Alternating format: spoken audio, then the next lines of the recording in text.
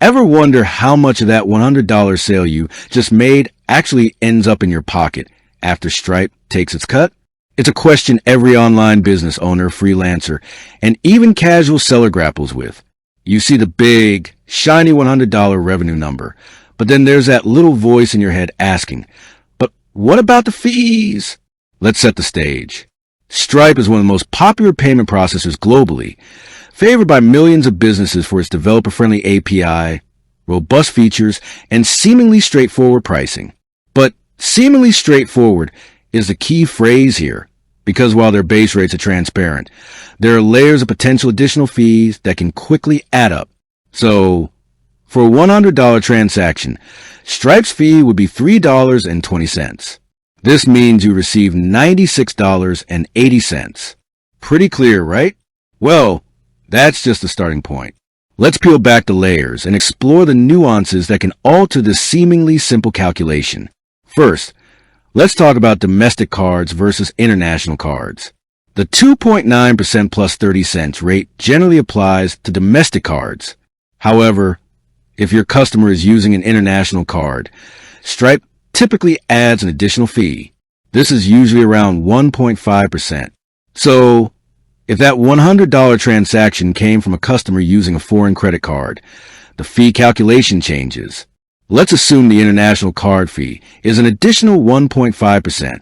0.029 asterisk $100 equals $2.90. $2.90 plus 30 cents equals $3.20. Base fee, additional international card fee, 0.015 asterisk $100 equals $1.50 total fee. $3.20 plus $1.50 equals $4.70. In this scenario, for a $100 international transaction, Stripe's fee would be $4.70, and you would receive $95.30. That's a significant difference from the domestic transaction, and it's something many businesses overlook, especially when they start expanding their customer base globally. But wait, there's more. What if that international transaction also involves currency conversion? Stripe charges an additional 1% fee if currency conversion is required.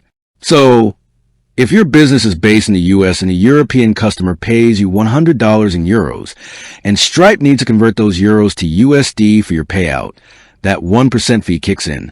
Let's combine the international card and currency conversion fees. Base fee, 2.9% plus 30 cents, $3.20 international card fee, 1.5% $1.50 currency conversion fee, 1% 0.01 asterisk $100 equals $1 total fee, $3.20 plus $1.50 plus $1 equals $5.70. Now, for that $100 international transaction with currency conversion, you're looking at a $5.70 fee, leaving you with $94.30. As you can see, these additional percentages and fixed amounts can quickly add up, significantly impacting your net revenue.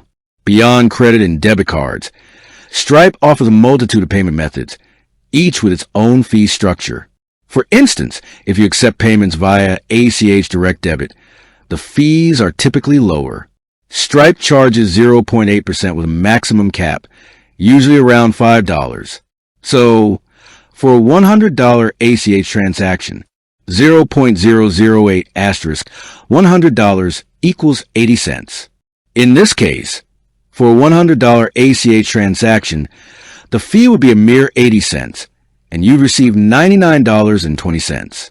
This is a massive difference compared to card payments, highlighting the potential for cost savings if you can encourage customers to use ACH.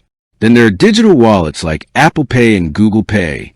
For the most part, payments made through these digital wallets that utilize underlying card networks will incur the same standard card processing fees, 2.9% plus 30 cents for domestic transactions.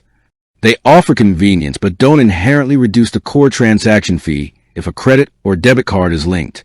However, certain buy now, pay later BNPL options like Afterpay or Klarna, which are often integrated through Stripe, have their own distinct fee structures. These can vary significantly, often starting around 4.99% to 6% plus a fixed fee. If your $100 transaction goes through a BNPL service, you might be looking at a fee of $5 to $7 or even more, depending on the specific BNPL provider and their agreement with Stripe. Let's consider a BNPL example at 6% plus 30 cents for a $100 transaction. 0.06 asterisk $100 equals $6. $6 plus 30 cents equals $6.30. Here, the fee for a $100 transaction would be $6.30, leaving you with $93.70. This underscores the importance of understanding the costs associated with every payment method you offer. It's also vital to consider in-person payments processed through Stripe Terminal. If you're using a Stripe card reader for a physical transaction, the fees are generally lower than online transactions. Typically, this rate is around 2.7% plus 5 cents per successful charge for domestic cards. For a $100 in-person transaction, 0.027 asterisk $100 equals $2.70. $2.70 plus 5 cents equals $2.75. So, an in-person $100 transaction will incur a fee of $2.75, meaning you receive $97.25. The reduced fee here reflects the lower risk associated with card-present transactions. Now, let's talk about the dreaded chargebacks. A chargeback occurs when a customer disputes a charge with their bank, leading to a forced reversal of the transaction. Stripe charges a dispute fee for each chargeback, which is typically $15 in the US, regardless of the transaction amount. And here's the kicker. This fee is often non-refundable, even if you win a dispute. Furthermore, as of June 2025, Stripe introduced a new dispute counter fee of an additional $15 if you decide to fight the chargeback. While the second $15 fee is refunded if you win, the original $15 dispute fee remains. Imagine you processed a $100 transaction and it gets disputed. Transaction amount, $100 original Stripe processing fee, $3.20, assuming domestic card, dispute fee, $15 total immediate loss, $100 original transaction, plus $3.20 original fee, plus $15 dispute fee, equals $118.20. If you decide to counter dispute and lose, you're out another $15, bringing the total fees alone to $30, on top of the lost $100 sale. This is why fraud prevention and robust customer service are paramount. A single chargeback can wipe out the profit from multiple successful $100 transactions. Stripe does offer chargeback protection as an optional service for an additional 0.4% per transaction, which covers fraud-related chargebacks and waives a dispute fee. For a $100 transaction, that's an extra 40 cents, but it could save you the full $15 or $30 chargeback fee later. Beyond these common scenarios, Stripe also has fees for various optional services and tools that businesses might utilize. For instance, if you use Stripe billing for recurring charges or subscriptions, there's an additional percentage fee on top of the payment processing fee. This could be 0.5% for their starter package or more for advanced features. If your $100 is part of a recurring subscription, then the billing fee applies.